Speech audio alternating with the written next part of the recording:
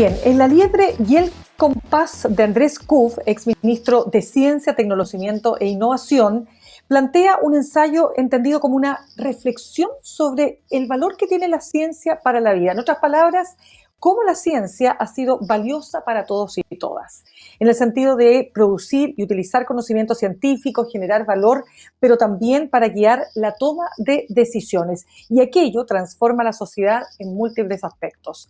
¿De qué manera? Bueno, se lo vamos a preguntar directamente al autor precisamente de este libro llamado La Liebre y el Compás, ensayos sobre el valor de la ciencia y la transformación de la vida. Andrés Kuff es además doctor en biología celular, actual profesor de la Facultad de Medicina de la Universidad de Chile y exministro, tal como decíamos, de Ciencia, Tecnología, Conocimiento e Innovación. Andrés, ¿cómo estás? Muchas gracias por estar con nosotros esta tarde aquí en Sin Pretexto.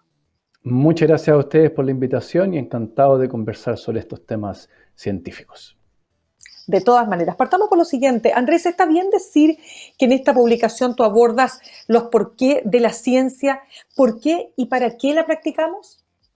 Sí, la ciencia en general, como método, la ciencia se puede definir como dos grandes cosas, digamos. Uno es el cuerpo de conocimiento que se acumula, es un conocimiento que es interdependiente, y ese es un cuerpo que podríamos llamar que es lo que nosotros aprendemos, ¿cierto?, de los libros, de los artículos científicos. Pero la ciencia en realidad es una metodología para conocer el mundo, es una metodología que se ha empleado por muchos siglos de manera sistemática para indagar sobre la naturaleza. Y las preguntas que se indagan, son por lo general preguntas como del cómo y del qué. Pero las preguntas del por qué, que tienen que ver con el sentido de por qué hacemos las cosas, no es una pregunta científica, pero una pregunta interesante de explorar, de el por qué hacemos esto como seres humanos y para qué lo hacemos, cuál es el propósito. Ahora, tú partes precisamente el ensayo con una afirmación. Tú dices, los resultados de la investigación científica influyen en todas las esferas de la vida humana. ¿De qué manera? De muchas maneras. A mí me gusta mucho una cita de un filósofo chileno que dice: no vivimos en ningún sentido al margen del conocimiento. Y el conocimiento afecta hoy día, el conocimiento científico, impacta en cómo nos comunicamos, en cómo nos alimentamos, en cómo nos movilizamos y en general las aplicaciones de ese conocimiento científico realmente tienen impactos que son gigantescos en nuestra vida de hoy y la ha tenido siempre en el desarrollo de la humanidad. Pero además de esas aplicaciones tecnológicas, de esos dispositivos, llamémosle, también la ciencia cambia los paradigmas culturales, también la ciencia nos enseña sobre la experiencia de explorar, de aprender. Y la ciencia tiene que ver mucho también con el poder de los estados, el poder de las naciones, el poder de los pueblos históricamente. Por lo tanto, tiene una influencia en muchos ámbitos distintos de la vida. Este libro no se trata del impacto, no se trata de medir cuántos empleos se generan, ni cuánto nosotros podemos producir a partir de la ciencia, sino que tiene que ver con el valor. Y eso tiene relación con cómo nosotros interpretamos algo como sociedad o como individuo, como algo bello o algo útil o algo necesario. Y es esa la pregunta del libro, ¿cuál es esa interpretación que hacemos de este quehacer humano? Absolutamente. Y dime una cosa, Andrés, cuando tú has dicho que la ciencia, como quehacer humano precisamente, tiene sus virtudes, pero también tiene sus vicios. ¿Cuáles serían esos vicios? Bueno, yo creo que como cualquier actividad humana tiene muchas cosas que le ha permitido avanzar muy significativamente y le ha permitido contribuir al progreso de la humanidad. Pero tiene también problemas y es importante que cuando uno analiza la ciencia, analiza también esos problemas. Por ejemplo, cualquier aplicación, y hoy día lo estamos viendo con temas como la inteligencia artificial, lo vamos a ver en temas de ciberseguridad, lo vamos a ver en temas de energía nuclear.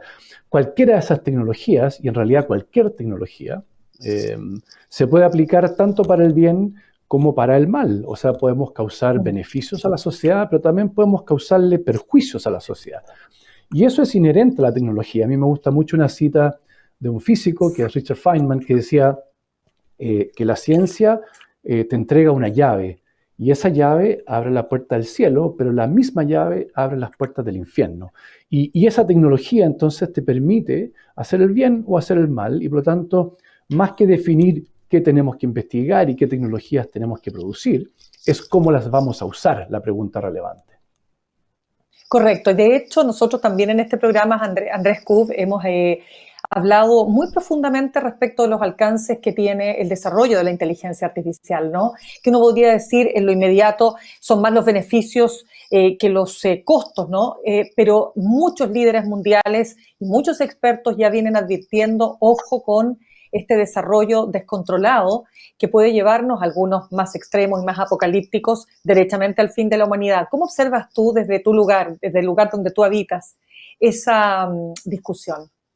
Mira, yo soy menos alarmista, soy menos catastrofista, soy menos apocalíptico.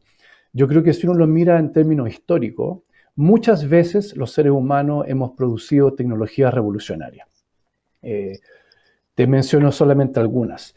Cuando comenzamos con la escritura, hubo un gran debate sobre si esto era el fin de la transmisión de las ideas. ¿Ah? Hay que recordar que Sócrates se rehusó a escribir porque pensaba que la transmisión de ideas a través de un papel era el fin, en el fondo, de la inteligencia humana. Y hoy día sabemos cuáles fueron las consecuencias de esa tecnología, que es particularmente importante para el desarrollo de la humanidad. Y si uno se va a tiempos más recientes, la electricidad, por ejemplo. La electricidad hoy día es una tecnología que se usa en absolutamente todo lo que hacemos durante el día.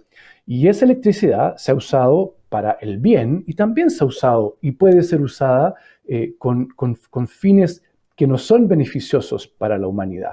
Pero eso se regula, no se regula el desarrollo de la tecnología. Por lo tanto, yo soy menos apocalíptico, creo que está pasado muchas veces. Las tecnologías siempre revolucionan la manera como vivimos. La inteligencia artificial es una importante, pero no es la única, ni la última, ni la primera. Y tenemos que aprender a usarla. Y va a estar con nosotros por mucho tiempo. Entonces, cuando a mí me dicen, mira, es que los estudiantes hay que limitarles el acceso a la inteligencia artificial para que escriban, es como si hoy día les dijéramos, mira, no pueden usar computadores o no pueden usar el programa Word para escribir o no pueden usar un PowerPoint para hacer presentaciones. La tecnología nos ayuda, son herramientas que nos ayudan a los seres humanos a hacer más cosas, a hacer esas cosas mejor. Y siempre con esta cautela de que hay que regularlas porque también pueden ser usadas para causar daño. Y lo mismo se puede decir de un martillo. Entonces, eso también es algo que me interesa analizar en el libro, de que este tema de la inteligencia artificial es importante analizarlo ahora, porque es la tecnología que hoy día se está desarrollando, pero en ningún caso es la única, ni la primera, ni la que ha tenido más problemas para la humanidad. Absolutamente. Andrés, estamos conversando a esta hora con el ex ministro de Ciencia, Tecnología, Conocimiento e Innovación, Andrés Kuf, a propósito de su libro La liebre y el compás, ensayos sobre el valor de la ciencia y la transformación en la vida. Concentrémonos ahí porque hablamos de la transformación en la vida. Dame ejemplos para poder entender cómo la ciencia puede efectivamente transformar nuestras vidas.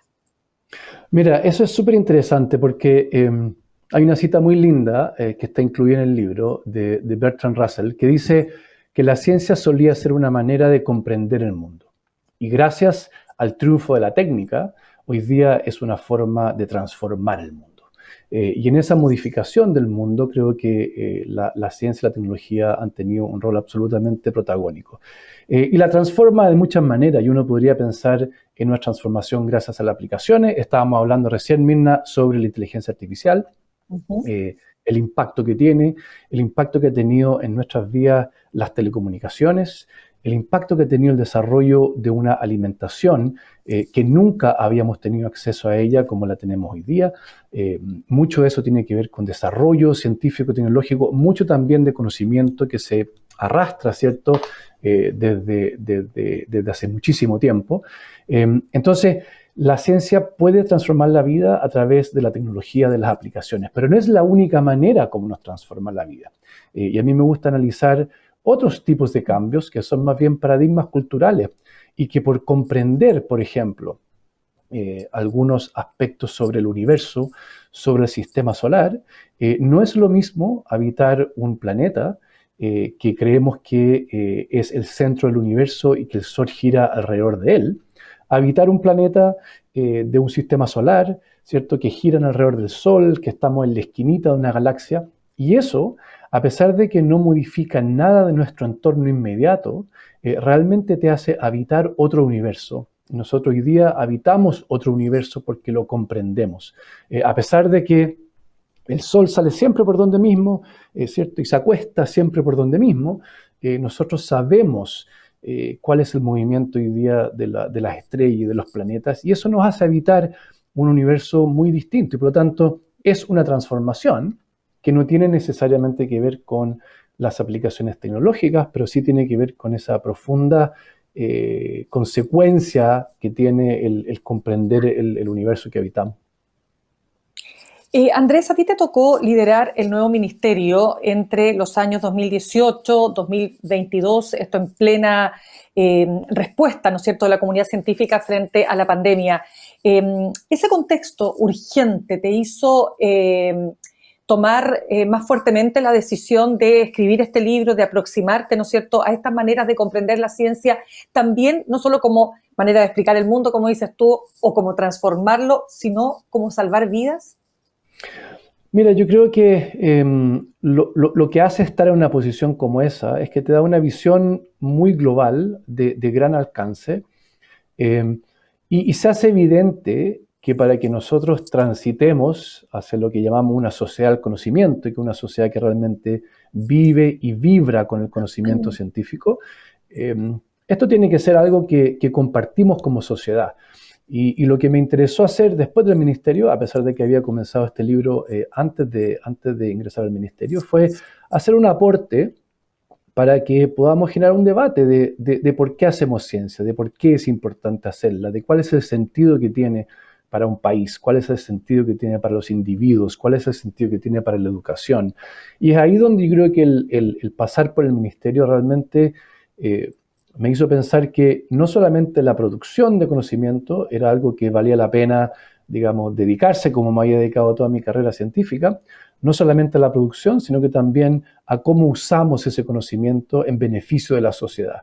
Y yo espero que este libro sea un aporte a eso, digamos, a ver cómo compartimos este valor que tiene la ciencia para ayudarnos a ser una sociedad, una mejor sociedad, una sociedad que tiene un acceso al progreso, un acceso a la educación, un acceso a la salud, que está, digamos, apuntalada por el conocimiento científico y tecnológico, quizá hoy día más que nunca.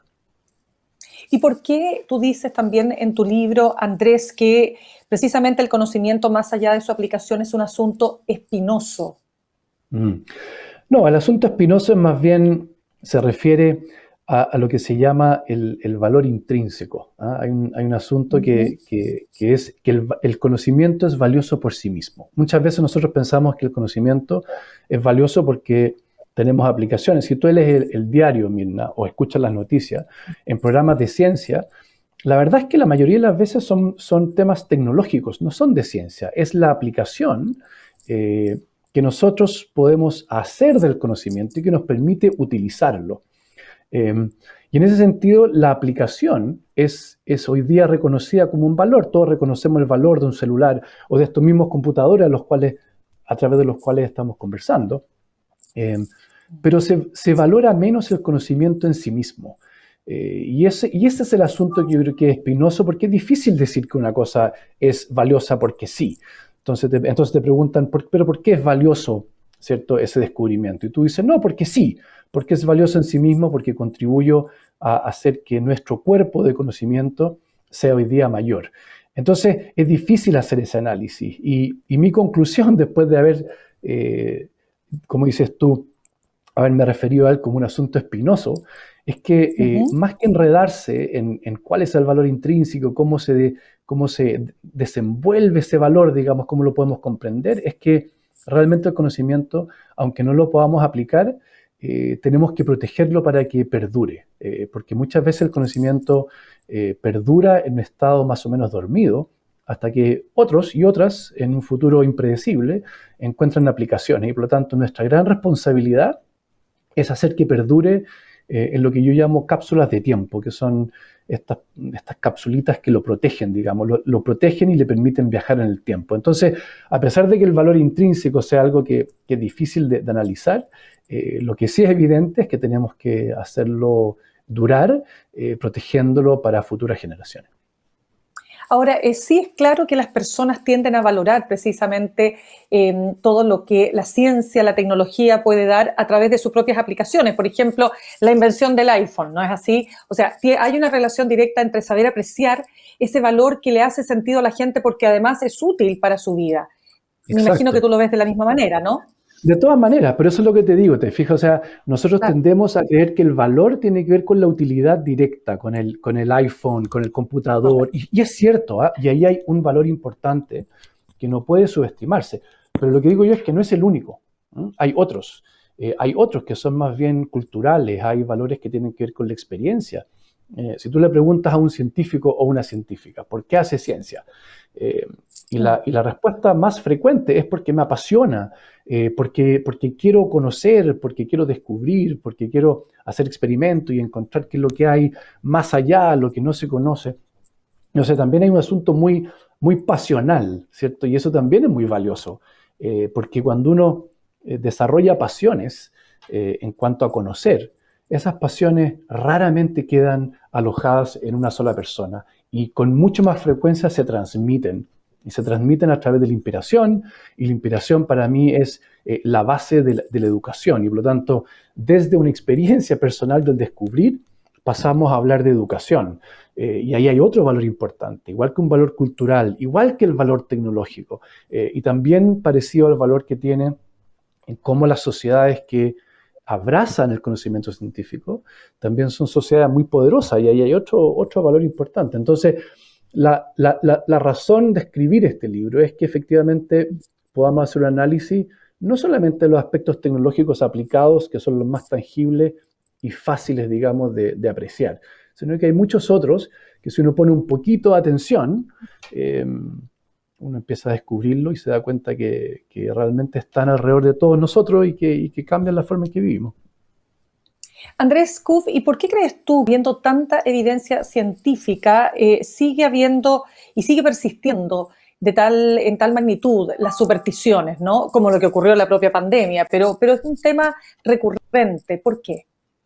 Mira, ese es un tema súper entretenido. Yo creo que hay más de una respuesta dependiendo de qué tipo de eh, anticiencia estemos hablando. Por ejemplo, a mí me parece que hay ciertos movimientos anticiencia eh, que son antisistema, ¿ah? Son antisistema. Uno puede pensar, por ejemplo, en incluso el tema de las vacunas, por ejemplo, que en Chile no tuvimos ese problema. En Chile tuvimos una adhesión bastante significativa al proceso de vacunación, que no fue igual en todo el mundo. Y en el mundo aparecieron movimientos antivacuna, pero realmente estos movimientos antivacunas son movimientos antisistema, son movimientos conspiracionistas, donde hay ¿cierto? Una intención detrás de hacer algo que está de alguna manera oculto, que no es la vacunación, sino que hay algo más. Entonces hay de alguna manera en los antivacunas a mí me parece que hay una cosa antisistema.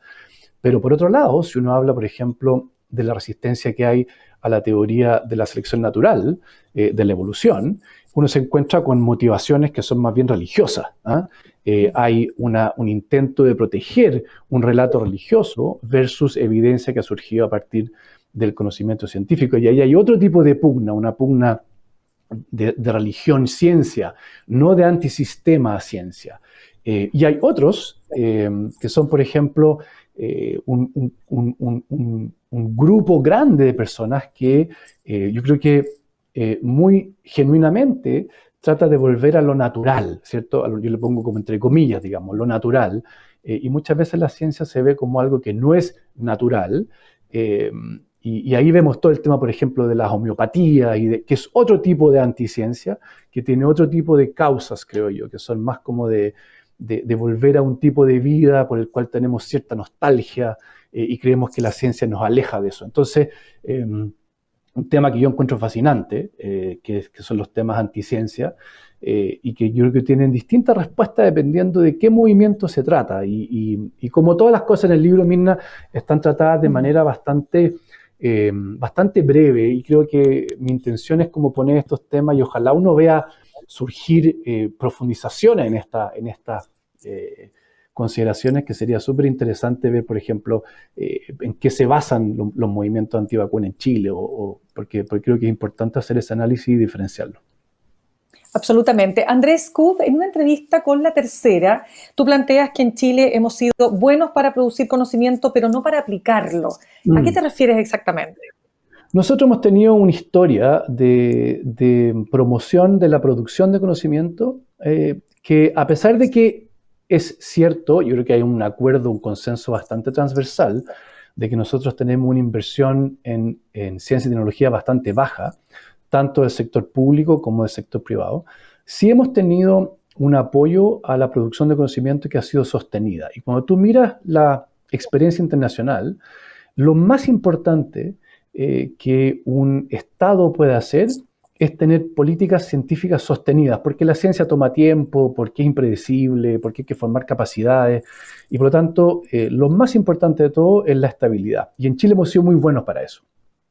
Tenemos un programa, por ejemplo, de Fondesit, que son programas de financiamiento a la investigación, que se han otorgado anualmente de forma ininterrumpida desde el año 82.